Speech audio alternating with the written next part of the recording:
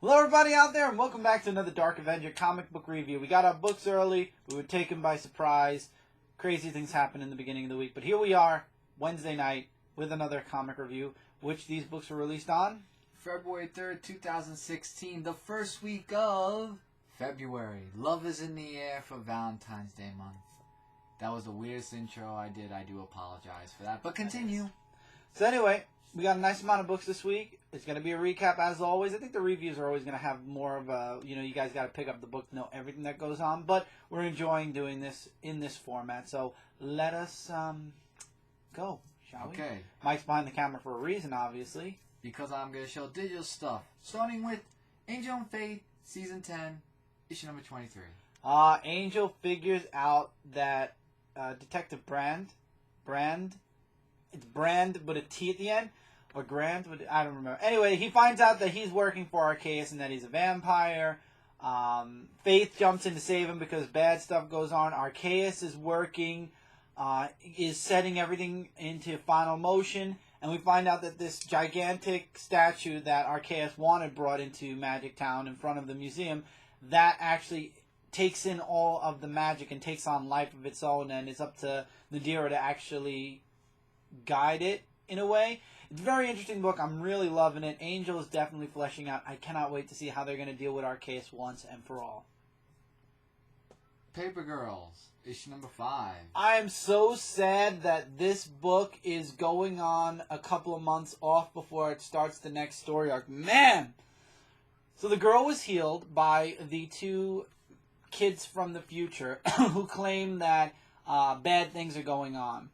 And we all thought they time traveled because we saw that iPod-esque thing. It turns out in the distant future that the corporation uses the Apple icon for some reason.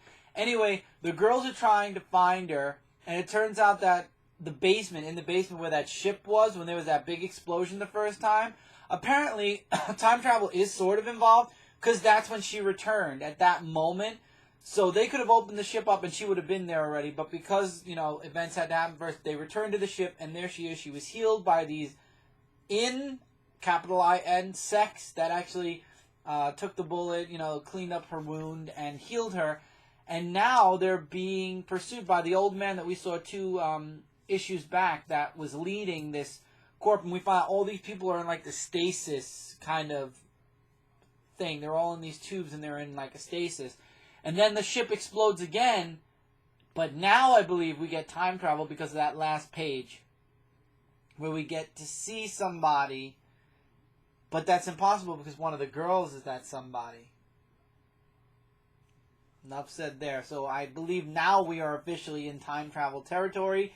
This book is excellent. If you did not check out issues 1 through 5, knowing that this is Image, the book definitely will be out in trade paperback. If not next week, the week after. If not the week after, absolutely the week after that. I would highly recommend getting a trade paperback of the first story arc, 2 Paper Girls. Excellent first story arc. Can't wait for the next one. Klaus, issue number 3. Oh, I love this one.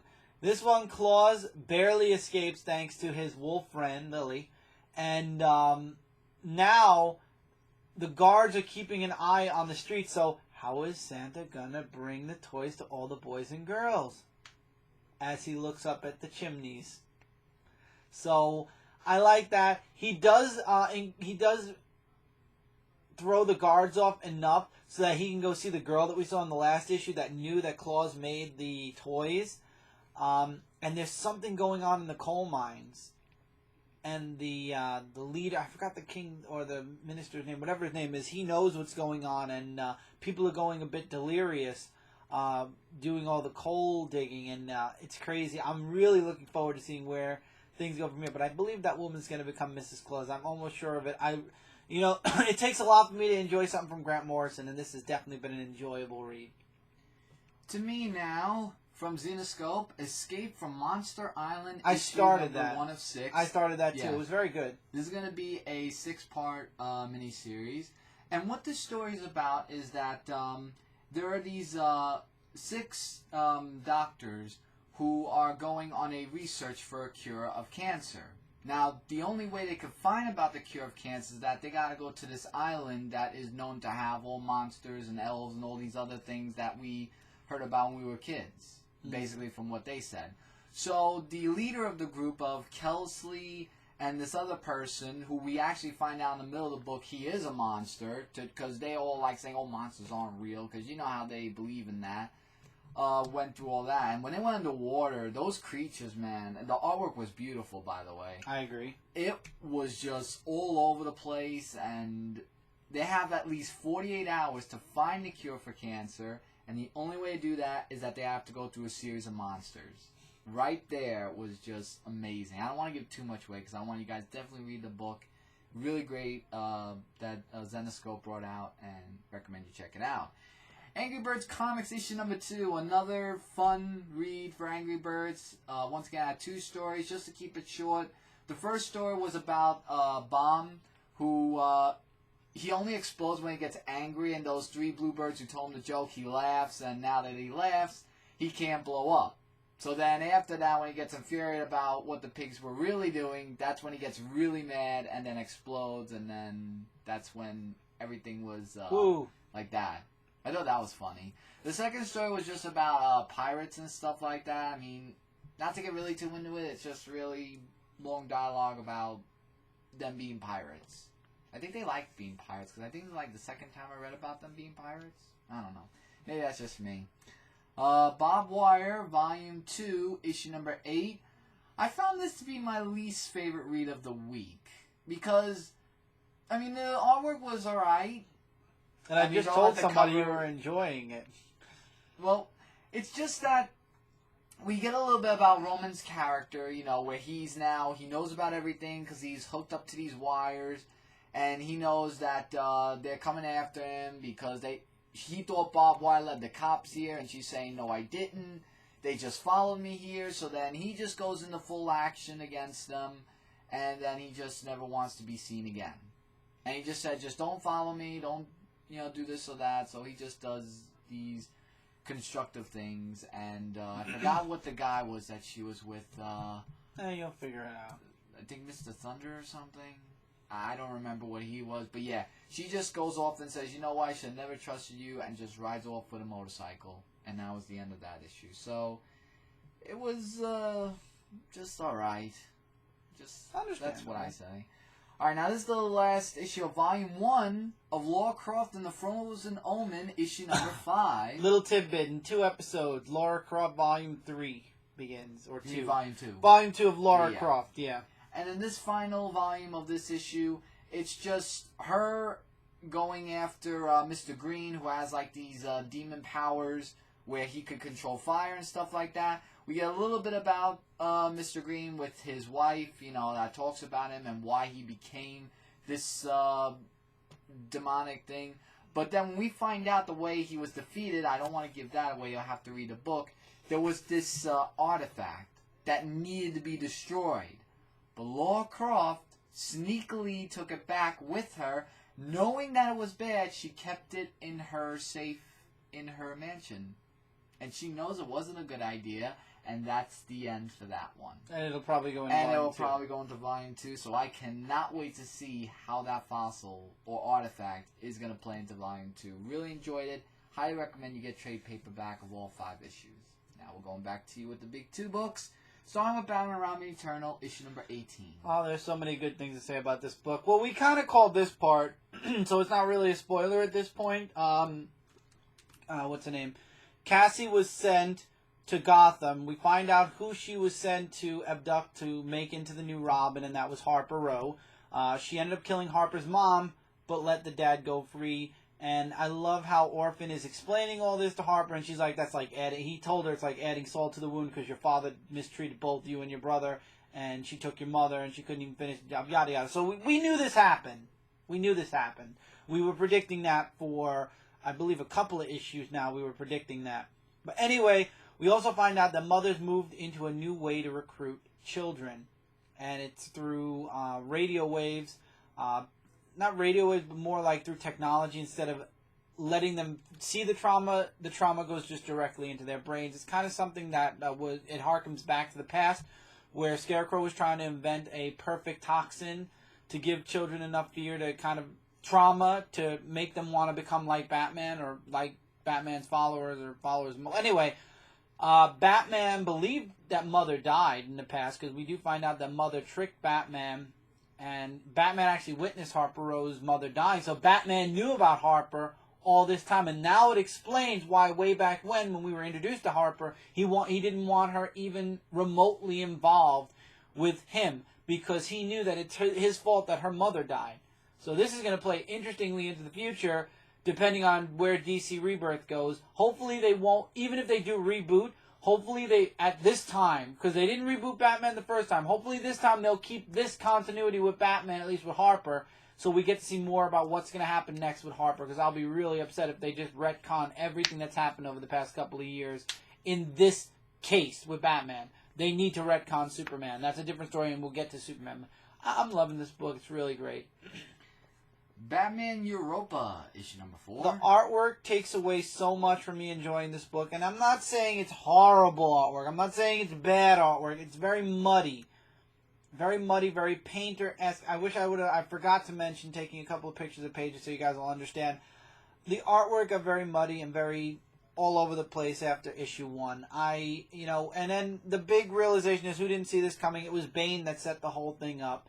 And it turns out that the cure for the virus that's in Batman and Joker basically is in each other's blood. Batman drinks some of Joker's blood, Joker drinks some of Batman's blood, and they're cured.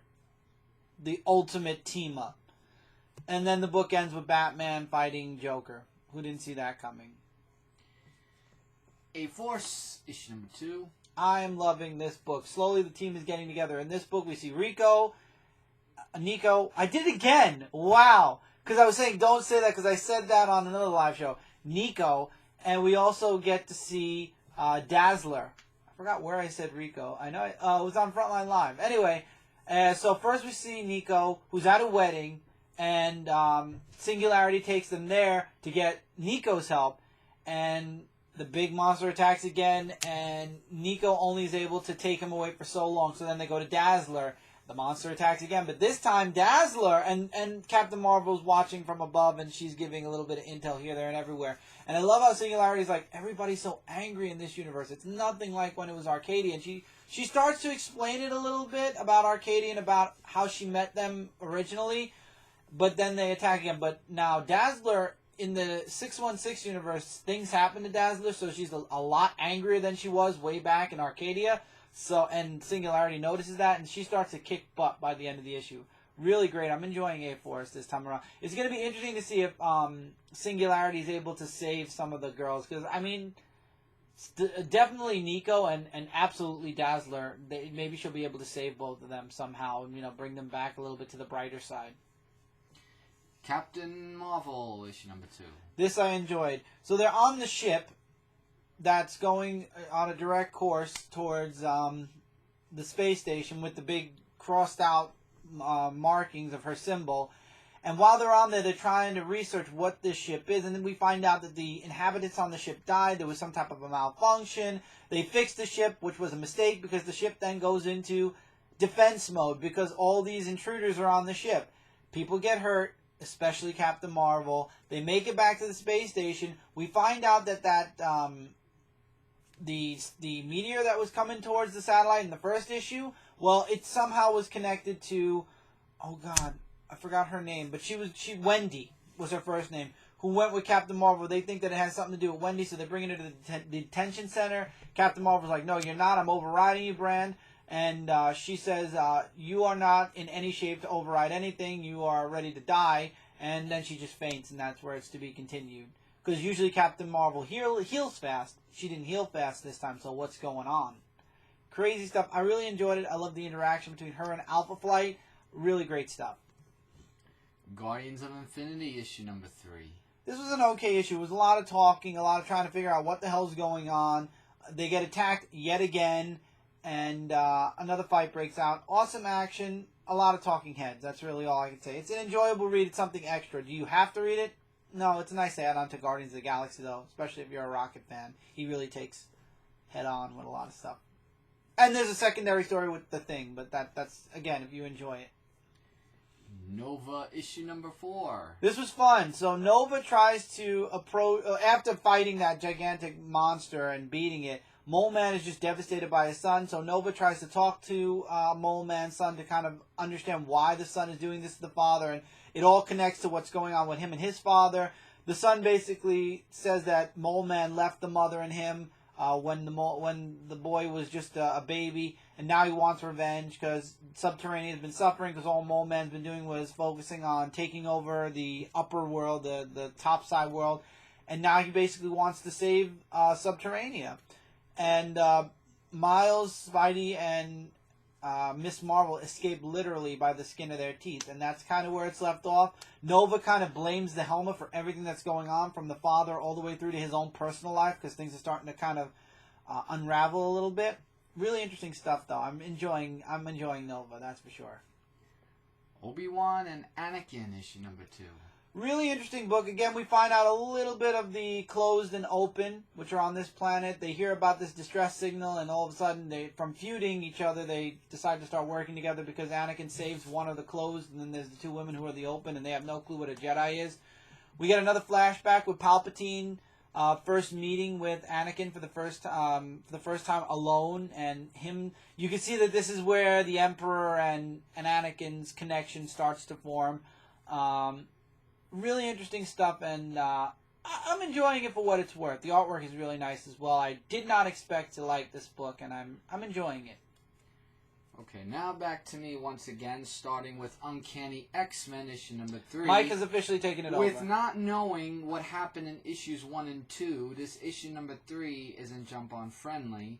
Well, you but should I have gone can back. tell what the book is about. Basically, what it's about, that we all know that Magneto doesn't want mutants to be killed, and he goes to this doctor, I can't remember what his name was, that can be the cure for mutants, because there are these Shadow Riders who want to eliminate the mutants. So that's really what it is. It was very heavy dialogue for some parts, so I'll leave that up to you guys to read, because it was just all bunch of stuff of mutants and stuff like that. But, so sort of like what Magneto was like. Well, Magneto is actually a lot better than this one, to be honest. But that's just my opinion. But up to you guys if you want to read it. Just wish I had the knowledge of issues 1 and 2. But 3 kind of gives you a story of what did happen. From Infinite Comics, The Amazing Spider-Man and Silk, issue number 2. What this story is about, Hydra comes in from what we saw in the last issue, and it's Spider-Man and Silk teaming up together to fight off against Hydra with Rex on their side as the team. And it was a really random book, more than the serious book with Hydra and this and that. But I really like the team up that Spider-Man and Silk do. But listen to this, though. In the end of this, we get help who took out Hydra to get off the lawn. And it was good old Uncle Ben. Uncle Ben. Oh, wow. And he didn't, and of course, when they went to the past, Uncle Ben doesn't know Peter Parker yet, because they went to the past. They always go to Uncle Ben. I don't know why they don't just resurrect him. I don't know, but at this I point, tell it's you, always Uncle Ben. It was good. My book of the week has to go off to Spidey issue number 3. The Lizard. This book, I can say, is the classic Spider-Man book I like to read. Because all it's about, really, is Spider-Man going after the Lizard. And we found a little bit more about the Lizard, and it was a really classic read. Like, I felt like this was a Spider-Man that I loved to read, because it's very adventurous. The artwork is done absolutely amazing. And I really think it's a great book. I really enjoyed the whole thing with Spider-Man versus the Lizard, along with Gwen Stacy, who's in the book as well, to help Spider-Man with his studies. But I really enjoyed it. Definitely book of the week. The next cover, I saw Doctor Doom with holding Spider-Man. That's going to be interesting. That's going to be really interesting. I can't wait to see how that story is going to play. Swamp Thing issue number 2. So what we found out about the... Is that your last digital? No, because I have another... Wait, let me see how many I have. No, the other one will be the last issue. Okay. So yeah, in Swamp Thing issue number 2, we find out that zombie-like creature ripped him in half. And of course, he goes back together like we all knew he would. He's Swamp Thing, of course. But we find out, how can he defeat the zombie? So he goes to this person that said that salt is the only thing that can destroy him because that's his weakness based on the experiment what we read in the last issue. So what he does is that he does do that, but he said, if this works, you have to do something for me in return. Because he helped him out as a favor. And that's going to play a little bit more in the story, I see. And Fam Stranger, of course, he makes an appearance in, once again, a 1-page panel, or 2-page? I think a 2-page panel, where he makes his little appearance about, you know, you could definitely read the book about that to find out. Nothing really important, but the whole thing of where he fought against the zombie was really amazing. You should definitely check it out, because next issue is going to be hectic. I gave this a try, and I actually like it, surprisingly. DeadPool and the Mercs for Money, issue number 1. And it is another team-up book, but it's in a good way a team-up book, because what they're doing is that he has a zoom out and set up? Oh, yeah. Let me just do that. Okay. So what it is that it is like the team-up book that we saw in the other DeadPool, but the artwork was drawn really awesome in this book. And what they're doing is that they're just going after people who are not doing good, because DeadPool's always like that. And it's his time to be, you know, a superhero. But a little bit of a... Oh, you good? Yeah. So yeah, it was a little bit of like an introduction to all the characters who are on his side and everything. But it was something that I would say they should read, because it was just a great issue. Like, nothing really to get into, but I feel like I'm forgetting something in that book, but I can't really remember. But all in all, I really think you should get that one, because that one, in my opinion, is better than the DeadPool one. Now we're going into physical books, starting with me. Robyn Hood issue number 19. One more issue left until we conclude it. That's sad. That's depressing. That is sad, and I don't like it. But what I could tell you is that if the story is about Robyn and the I heard gang, that Jeremy cried in this issue. There were a lot of feels. I don't know if I should say who died in this issue. You can, but it's been, yeah. But really, it's just them getting ready to fight off against the Cabal. So Avella and Marion have their little, conflict with each other, but Marion says that, you know, like, you're, like, in my heart and everything, like, I can feel you and everything, I know you want to say you're sorry. So it's, like, kind of doing that. And then it's the Cabal, like, saying, you know, tonight we're just going after them, and yada, yada, yada. And this is the best page to show, where it's her going up against the Cabal. And it was a really intense fight scene, and I will say this much. There is someone who dies in this. And it's not Marion like some people thought. It was actually Avella who dies in this issue. And Marion does not like that, but at the end of the issue, well, I don't want to show because it's kind of gory, we see that now she has the scepter of Avella. To be concluded in the next issue, so I really hate to see that. And then I hate to know the fact that this issue is going to be the last issue of Robyn Hood, because I've been reading it since day one, where we met with Patrick Shan, and then just seeing it end like this, it's a there'll shame. be a miniseries. I'm sure there'll be a miniseries, you know, with holidays and stuff like that, but it's just sad to see that. My second favorite book of the week goes to Manowar issue number 44, and I like the cover too, with the whole Arak and Ninjak. With all that together. And what this book... Yeah, this is the second part to the kill list. And what it is that they're going after Commander Trill, if I'm saying it right, because I feel like I'm saying it wrong. And Trill doesn't really like that they actually found their hideout. But what he wants to do is that he's saying, you know, my people need a new leader, and one that the Vine will follow. And we find out that people in the Vine aren't really getting along with each other, where the the armories come in, and here's some artwork, which I will show. I'm looking. The artwork's drawn really amazing. And the armory's just saying, you know, how all this is happening and how Gunny should be more, assertive with the people, just saying, you know, that we should be all treated equally. And Commander Trill tries to get the people to join his side after Arak hears of what's going on in his homeland with the Vine and the people not getting along. And he's just like saying, you know, like, Arak has shown the side that is not ours, so I will be yours. Together we will turn the tide. So he's trying to get the Vine not to like Arak because he's letting them believe that Arak's on their side and not the Vine. Wow. That is a twist. That is a huge twist, and I'm really looking forward to reading the next issue of that. This is getting really intense with the whole feud of what's going on. Alright. The Walking Dead, issue number 151. And in this issue is, once again, Rick and the gang trying to be strong against the Walkers. So, that's what, basically the first, few pages are about. And it's in black and white. I just don't want to show, anything, graphic. But yeah, I like this. It's good. And we also see that Eugene is trying to, get his voice out to see, anyone out there, you know, that's still alive and everything. And as the issue continues, we find out that,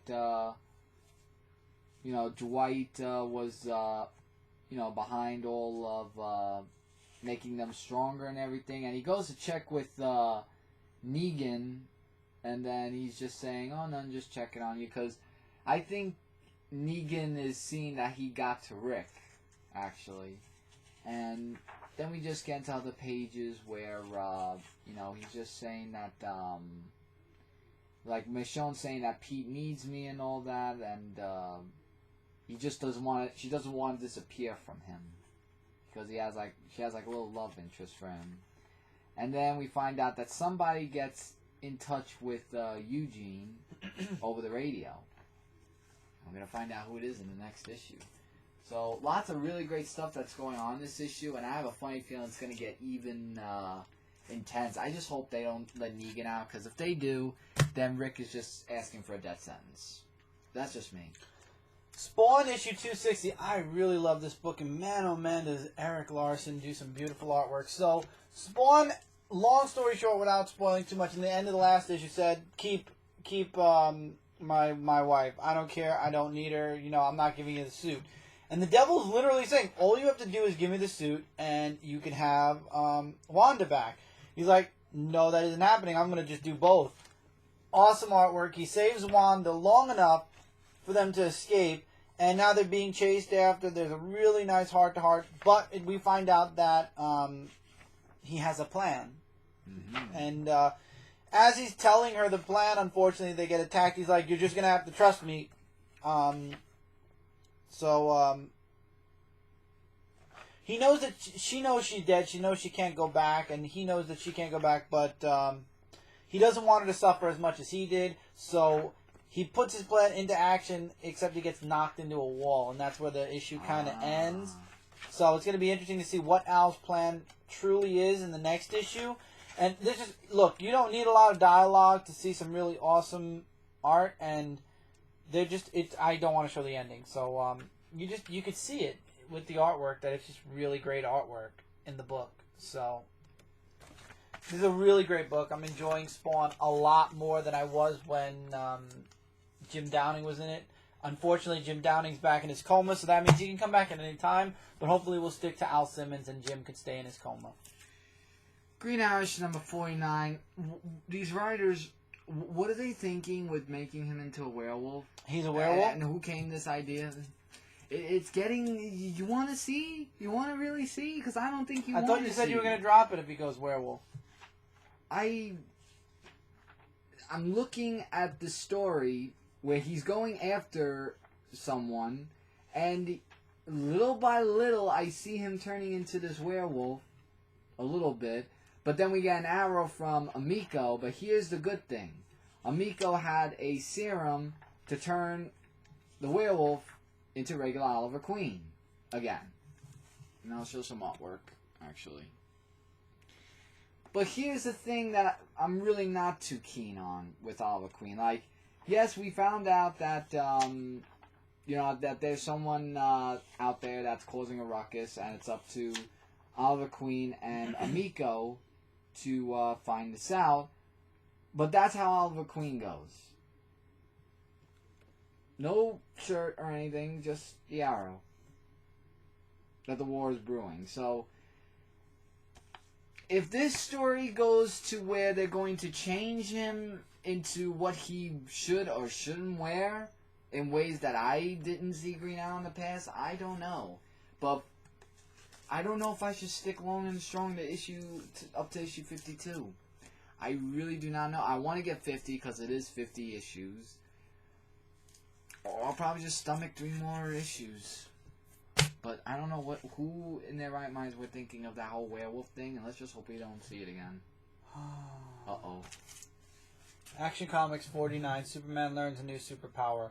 Apparently, overexposing himself to kryptonite did kill all the dead cells that Vandal Savage left inside of him. Unfortunately, it also infected his good cells. So, slowly, Superman is dying, and apparently he's becoming like Ultraman, because now the kryptonite energy has empowered him in ways that he hasn't felt in a long time. Let's leave it at that. He attacks Savage. He attacks one of Savage's people. We find out that Savage had a different goal in mind, and it was, there's no spoiler here because by now the next issue is out for Superman and Batman, Superman, but Superman, Wonder Woman. Why did I say Superman? Superman, Wonder Woman. His true target was Superman's Fortress of Solitude. 2-1, Superman will go in there. It'll clean him up. It'll save all of his cells. His eyes will turn blue again. I don't think DC has any clue what to do with Superman anymore. And Amazing Spider-Man issue number 7. I know one person who will spam the comments, but I'm going to say it the way it is, whether you agree or disagree. This was a filler story. This issue and the previous issue, the Mr. Negative story in general, was filler. The end of this issue basically sets up Scorpio again, and the final confrontation with Scorpio is going to begin next issue. This issue, Pete was too preoccupied with taking care of Mr. Negative that he ignored one of the people on his team, and it turns out they're working for Scorpio, and they're going to give Scorpio Spider-Man's head. Don't you mean Scorpion? Scorpio. Oh, it is Scorpio? It's Scorpio. Why'd they change Scorpion? It's not Scorpion from Sub-Zero, that's why. And we also do get to see Regent. Oh, right, it is Scorpio. Again, Regent's in New York, and he's basically becoming a superhero, the way he did in Secret Wars. And Spider-Man fights Dazzler and Cloak. Dazzler gets an overdose. Cloak and her disappear, and they go away. We don't know what happens to Mr. Negative. So Spider-Man kind of won, and now we're going back to the Scorpio story. Do you need these 2 Mr. Negative stories? Absolutely not, because we're going right back to the main story. This is just exactly what happened with that one other issue where him and Bobby ended up, the one you read. Yeah. And they went to save Aunt May because they were attacked by goblins. Exact same thing. Exact same thing. Mm-hmm. Green Lantern 49. This issue, Green Lantern takes down Mordra not once and for all, but he's still mourning what happened to his nephew.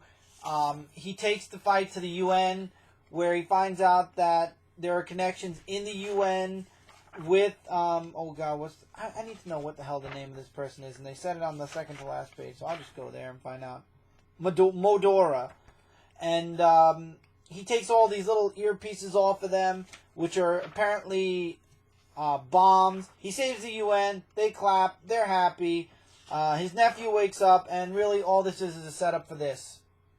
Issue 50, where Parallax Hal Jordan versus Renegade Hal Jordan. At this point, how many months do we have? We're in February. March, April, May, June. 4 more issues, and then we go into Rebirth. Regardless of if it's just a renumbering, if it's relaunching, rebooting, whatever. 3 more issues until 52? It doesn't matter, 52. There's 4 more months till June. Which, yeah, you're right. Technically, that means there's only 3 more issues. March, April, and May. I really feel like at this point, if they're rebooting the universe, all the writers are giving up on their their respective books little by little. But Superman's the worst. 2 more left. We've got Spider-Man issue number 1. I enjoyed it. It was a nice setup. It shows you Miles in the 616, what his status quo is, where his parents are. He's still going away to school. His mom and dad are at home. But he's kind of going through the same motions that Peter Parker did. And a lot of people said that. We get to see him fighting Blackheart a little bit at the beginning of the book. Oh. Which is the son of Mephisto. This could set up something good. But anyway, he was late for a date. We got to see the Shocker again, which I found that really cool. Yeah, Shocker hasn't been in a lot of I know, here he is. books, yeah. So he's late for a date. He misses out on a date. His grades are slipping, and his mom is getting pissed off about it. And the father's like, I love how the father's like, your mom's upset. Are you going to fix things? He's like, yeah. All right, see you on Friday. And the mom's like, really? He's like, Miles said he's going to fix things. Let him man up. He's in school. He's in class. He's daydreaming away, and then he sees fire trucks. And then he's like, the teacher's like, where is your head? You know, what's going on with your grade? And you see a picture of him as Spider-Man, you know, and the girl swooning over him. So that's really where his head is. He sees fire trucks zooming past. He has to go to the bathroom. The teacher doesn't let him go, but he goes anyway. And it turns out it's all to be Spidey. Gank obviously knows still about his spider things. And it turns out the whole fight is with Blackheart. And it ends with him sort of beating Blackheart. Or having Blackheart run away. And then who didn't see this coming? Mr. Peter Parker, Spider-Man, shows up at the end of the issue going, what did you do? Now, wait a minute. I thought that Peter Parker wasn't alive in Miles' universe. Miles is in the 616 now. This book retells the status quo of Miles Morales. But it basically grounds him in the new in the Marvel universe, the Marvel Prime universe. Didn't they say Peter Parker died in that universe? The Ultimate Universe is gone. He's in the regular universe now. So then again, he's then alive. Right. And so is his mom. Oh. This happened in Secret Wars. How do you not remember? Well, there are many directions. I thought this was a nice setup issue. Could it have been better? Yes. Did it feel Peter Parker-esque? Yes, because a lot of people asked me, did I think this felt like Peter Parker? And I told them I didn't read it. I finally read it. Yes, it has a lot of elements of Peter Parker Spider-Man, but I feel like they have to say how he, was put into the Marvel Prime universe. They have to explain his background. They have to show him, struggling through teenagehood, just like Pete did. So as, this is like Peter Parker a little bit, where, he's not, he's screwing up dates, he's screwing up in school a little bit. But like Peter Parker, Miles will find his way into adulthood. And I feel like that's what this issue sets up for. Miles' version of his teenagehood, just like Peter Parker, but now is where they will fork off in different directions. And finally, Invincible Iron Man issue number 6. This really spotlights War Machine. I guess they're taking Iron Man a little bit out of Invincible because Iron Man International starts and there is an advertisement for it. So, I don't know, maybe Invincible Iron Man will be War Machine for a while, at least for the story arc, because we got International Iron Man starting up next month. So maybe that's where Tony Stark's going to mainstay, and now this book is going to be more Rhodey, or maybe just for this story. I don't know. Rhodey's going to Japan to find out about those stealth ninja that attacked Tony a couple of issues back when Madame Mask sicked them on him. And he's doing intel, kind of like a spy. And then you've got Tony, who's on a date or a breakfast date with the girl that he likes. And then Dr. Doom shows up to make sure that Tony's okay. It gets into a really interesting, funny, he tells his girlfriend to leave, and then she's like, no, I want to stay and see what's going on. He's got the Iron Man armor ready to go if Dr. Doom does anything. He doesn't want to believe Dr. Doom turned over a new leaf. The guy is trying here. And Tony's just like, the next time I see you, no matter what, I will blast you to hell. I kind of found that funny. So Dr. Doom's like, don't worry, if I need you, I'll see you again. And then he's like, how do you keep tracking me anyway? And he's like, I thought you knew. I'm smarter than you. And it kind of ends with Rhodey kind of getting put into a precarious predicament. It turns out the person that he was going after wasn't the right target. It was the people that he was with that was the target. Artwork, of course, also changed. Not of course. Obviously also changed. It changed to Mike Deodato, who's the artist now on this book. Hopefully Dave Marquez will come back in the next story arc. I guess Deodato took over for this story arc because it's a War Machine story arc. Hopefully, if Tony Stark does take over Invincible Iron Man after this story arc. Again, like where he's like the only character in it, because it says right here the War Machine. All new story, the War Machine starts up. So hopefully after the War Machine story arc, we'll get back to Dave Marquez's artwork, because he's not doing International Iron Man. So hopefully he'll come back to continue Invincible. Yeah. Also, I remembered the DeadPool and the Mercs for Money thing, issue 1. It was like Alice in Wonderland, where the queen said like off with their heads. I just remembered. That's what I wanted to say. It felt like I was reading a little bit of Alice in Wonderland, a little bit of a mix right there. Yeah. So that's what I wanted to say for that one. And with that, that's it for this review, guys. Yep. Hopefully you guys enjoyed. Sorry this is late. This is going up hopefully Thursday morning. Tonight you should be, or sometime during today. Right, should be the Chris and Brand Show. Friday, we've got Dark Avenger Live, as well as 123 Podcast for Raw.